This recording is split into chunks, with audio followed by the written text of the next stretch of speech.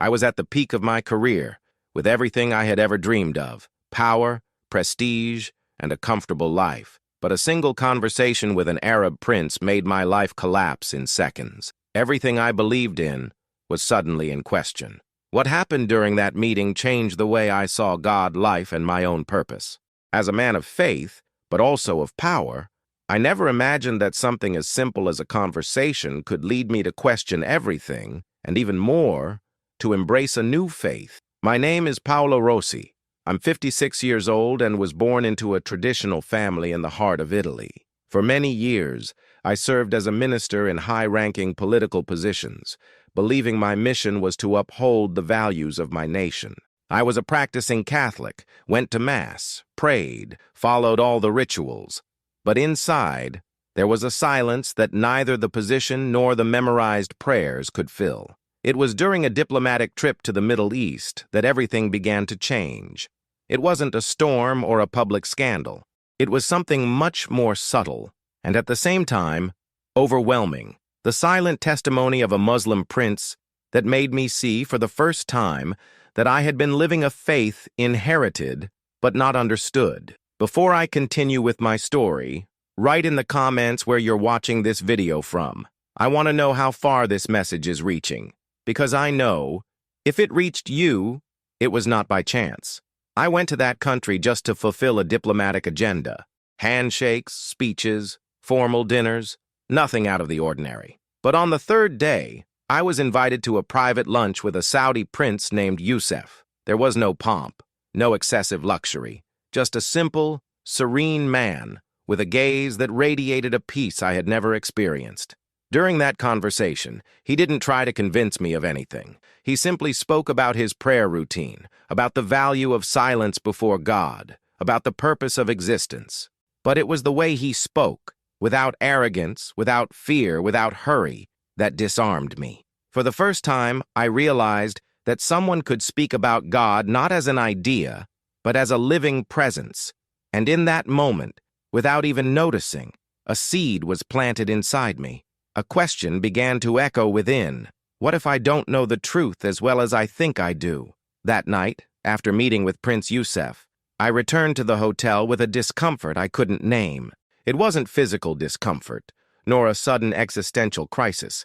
It was something deeper, as if a crack had formed inside me. During the gala dinner, while everyone was toasting with French red wine, I noticed the prince discreetly refused even a drop of alcohol.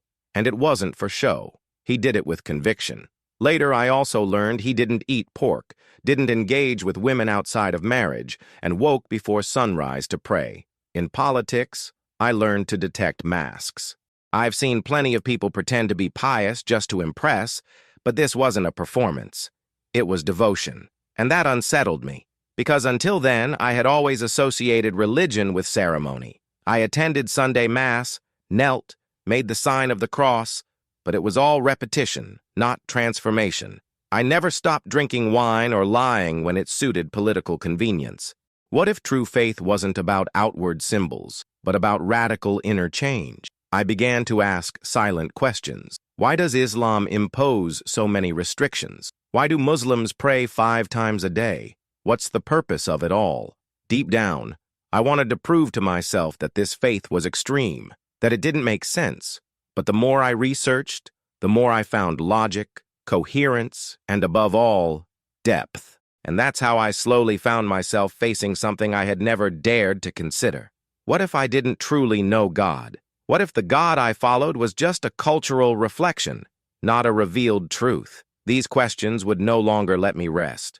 And the worst part, I couldn't talk to anyone about it. Not my wife, not my colleagues. They would all think I was going mad. So I started researching in secret. I read excerpts of the Quran online, listened to lectures by Muslim scholars, and began to realize that maybe this faith I had once judged as strange was actually what my heart had always been silently searching for. It was on a spring night, already back in Italy, that something happened which marked my breaking point. I was alone in my office, surrounded by reports, official documents, unfinished phone calls. My mind was active, but my heart restless.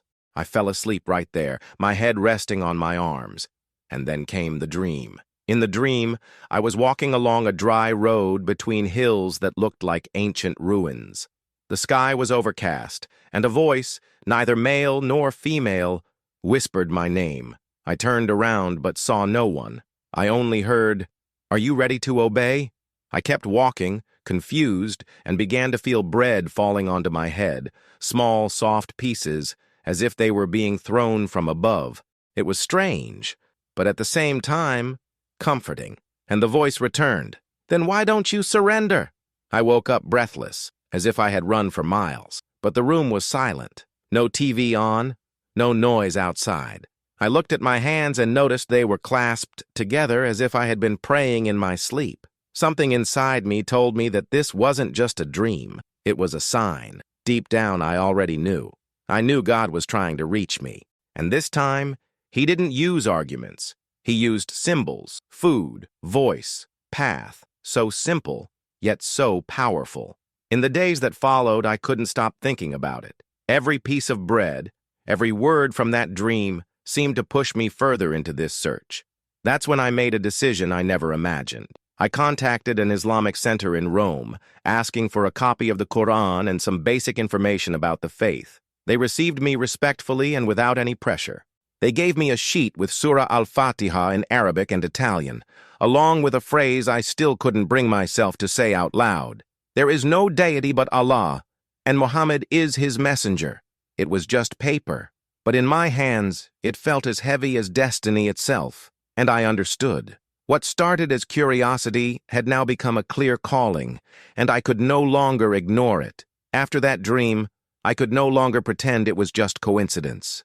God was calling me, and it was no longer symbolic. It was direct. I, a rational man, a politician with a long career, used to logic, strategy, and control, found myself overcome by something I couldn't measure. And when I began to read Surah Al-Fatiha, even without fully understanding the Arabic, something moved inside me. It was as if my heart understood before my mind. I began to study systematically. I read the Quran in Italian at night, and in the morning I watched videos of scholars explaining the pillars of Islam. The clarity of the words amazed me. The way the Quran spoke directly about the human being, the soul, intentions. It was unlike anything I had ever read. It wasn't a collection of empty rituals. It was a code of life. And more than that, it was as if each verse answered a question I didn't even know I had asked. But what impacted me the most was the concept of Tawheed, absolute monotheism. God is one, with no partners, no children, no intermediaries, no images, no human representations of Him. That struck me as a truth that had always been there, but had been clouded by traditions and dogmas built up over time. For the first time, I asked myself, had I always believed in God, or just in the system I was taught about Him? One day, while silently repeating the phrase, "La ilaha illa Allah," I started to cry, without knowing why. It was as if my body was reacting to a truth that my mind was still trying to understand. That night, I made a prayer in my own way. No formalities, no rituals. I just spoke to God in a low voice, asking, "If you truly are this one, God showing me this path, then guide me, and give me the courage to follow, even if it costs me everything." I knew I was getting closer to something irreversible, and at the same time, I had never felt so free. A few days after that sincere prayer, I woke up in the middle of the night with a different feeling. It was as if someone had called me, not with words, but with an invisible presence. I got out of bed, washed my face, and for the first time in my life, I prostrated before God the way Muslims do. Not knowing the exact words, I simply said in Italian, "You are the one, and I am your servant." That morning, my wife saw me kneeling on the office rug, my forehead touching the floor. She thought I was looking for something I had dropped. When I stood up, she laughed and asked, "Did you lose a document?" And I replied firmly, "No, I was just praying." Her smile disappeared. The silence that followed was colder than any negotiation room I had ever been in. She understood, and fear entered our home. The following week, I tried to explain. I spoke about my search, the dream, the signs, the peace that had been growing inside me. She listened, but didn't accept it. She said it was a phase, that I was confused. When my mother found out, she was in shock. My father called me a traitor. My older children, already adults, stopped visiting me, and so I experienced a pain that neither public office nor prestige could shield me from. Isolation within my own family. But something sustained me. It was the certainty that Allah would not leave me alone. I repeated it like a shield. Allah showed me this path, and whoever finds the truth does not turn back. I then began fasting during Ramadan, even without knowing all the rules. My wife would offer me breakfast, and I would respectfully decline. But she became irritated. One day she shouted at me, "Are you really going to leave your faith, your culture, your family, for this foreign religion?" That's when I understood. The greatest test wasn't external. It was internal. The price of truth is not always accepted by those who love you. But at that moment, I was no longer negotiating faith. I was living a calling, and there was no turning back. I officially converted to Islam just 20 days before the start of Ramadan.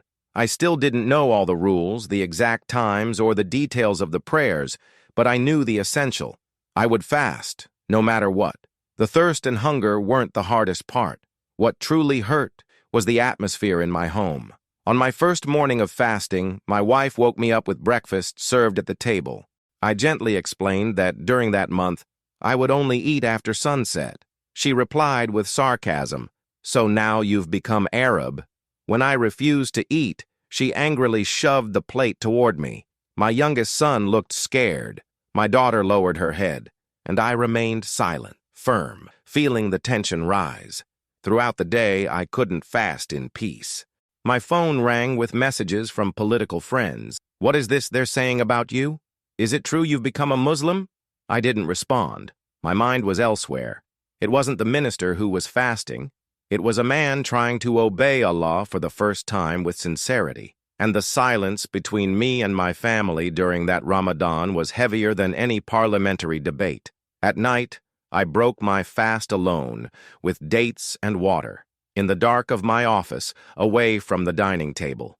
And even so, there was peace, because while the world shouted for explanations, my heart found meaning in silence. One night, my wife walked in unexpectedly and found me praying. When I finished, she looked at me and said, "I don't recognize you anymore."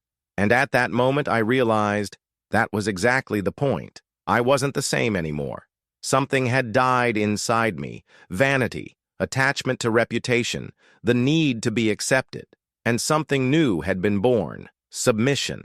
My first Ramadan wasn't marked by festivity, but by renunciation. And that's exactly what made it unforgettable. Because it's only when everything around you tries to make you give up that you find out whether your faith is real or just a fleeting emotion. In the beginning, I thought the resistance would come only from my home. But I underestimated the weight of the position I held. All it took was a photo of me leaving a mosque in Rome for the newspapers to start publishing headlines. "Italian minister embraces Islam? Silent crisis in the cabinet? Conversion or PR stunt?" The press wasn't interested in the truth. They wanted blood, scandal, clicks. Party colleagues began to distance themselves. Some didn't hide their disdain. "You're destroying your career with your own hands." One of them called me a traitor in a closed meeting. Another suggested I should quietly resign before the consequences became greater. But what they didn't understand was that I had already resigned. I hadn't resigned from office yet, but I had resigned from the need for approval, from the vanity of being applauded by a system that now seemed empty to me. I was invited to give interviews. I declined them all, not because I was afraid, but because I knew that at that moment my struggle wasn't to explain myself to the world. It was to remain firm before Allah. The real battle was happening in silence, inside the heart, where pride and insecurity try to make you retreat. Still, I decided to speak, but in my own way. I accepted an invitation to a discreet conference on religious freedom. I didn't go as a politician. I went as a believer. And there, in front of an academic audience, I shared my journey. I spoke about Prince Youssef, about the signs, the dreams, the Quran. I spoke of my faith without apology. At the end, a journalist came up and said, "You know this is going to make waves." And I replied, "Truth always makes waves, but this time it's setting me free." The impact was intense, and yet it felt light, because for the first time, I wasn't defending an ideology or a party. I was defending the faith that saved my soul from emptiness. If anyone wanted to know why I became Muslim, they didn't need to look for scandals. They just had to listen to my heart.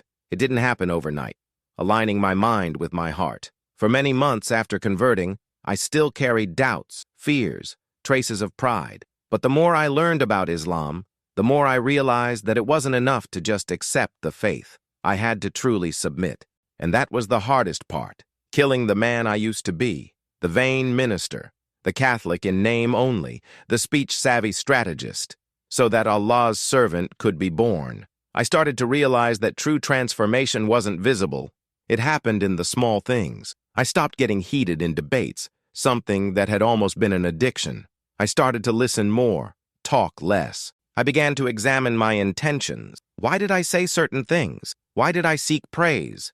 Why did I always need to be right? Islam started teaching me to look inward with brutal honesty, and that broke me.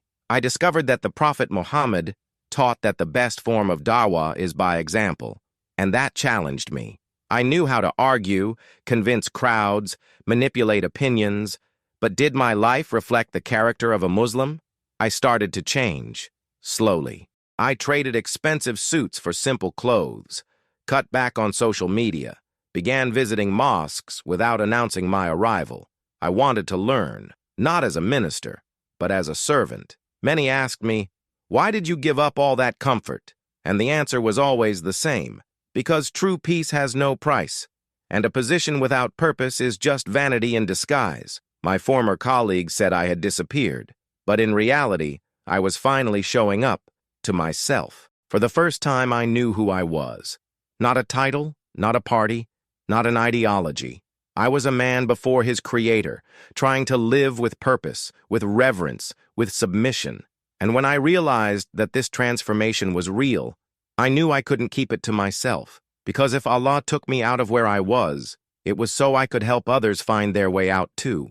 And that would become my new mission. After everything I went through, rejection from family, political distance, public isolation, something inside me remained unshakable, the certainty that I hadn't lost anything. On the contrary, I had found what I had always been looking for. And when you discover the truth, it screams inside you.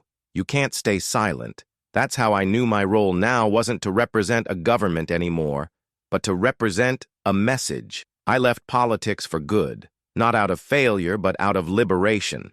I left behind palaces, cameras, gala dinners, and began visiting schools, mosques, community centers, where I could speak about what truly transformed my soul, Tawheed, the oneness of Allah. I began preaching not with elaborate speeches, but with my story, and I discovered that a life told with sincerity touches more than 1,000 theories. But not everything was easy. Many Muslims looked at me with suspicion at first. He's too European. He's a politician. Probably has hidden motives. I understood. After all, how could they trust a man who came from a system that had always marginalized Islam? But over time, they saw that my faith wasn't a performance. It was a scar. It was surrender. And slowly, I was accepted, not as a leader, but as a brother. Today, my goal is simple: to be a bridge between cultures, between hearts, between people who still believe in God, but don't know where to find Him. I speak with young people who have lost their faith, with Christians who have doubts but are afraid to ask questions, with Muslims who were born into the religion but never truly understood it. With every story I hear, with every soul that finds its way, I see a reflection of who I once was, and I thank Allah for finding me where I was. My conversion wasn't just a change in belief, it was a change in mission. I stopped trying to please the world and started living to please the one who created the world. And if today I'm remembered for anything, may it not be for having once been a minister, but for having been a servant. Today, when I look back, I see two lives. The first was the one the world applauded. Important positions, celebrated speeches, public recognition, but it was a life that was empty inside. The second began the moment I prostrated, alone, for the first time, and with a trembling voice said, "La ilaha illa Allah."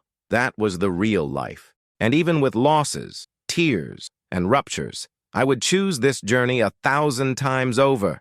If you've listened to my testimony this far, maybe you feel something similar inside you, a restlessness, an emptiness that neither inherited religion nor material success could fill. Maybe you've been silent for years, suppressing questions no one around you would dare to hear.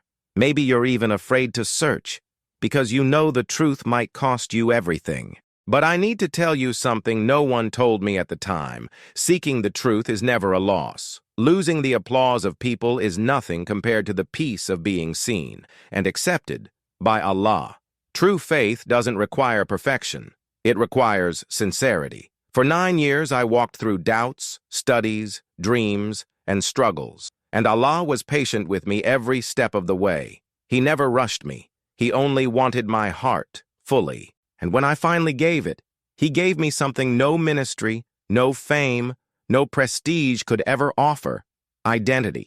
Today, I'm just Paulo, a servant, a Muslim, a man who discovered that true power is not in commanding, but in submitting to the Creator of the heavens and the earth. If this story touched you, don't keep it to yourself. Share it with someone who also needs to hear that faith has no nationality, that truth doesn't depend on the culture we were born into, and that Allah guides whomever He wills in ways the world will never fully understand. Share this video in your groups, because you never know who's been silently waiting for exactly this kind of story to feel seen and called.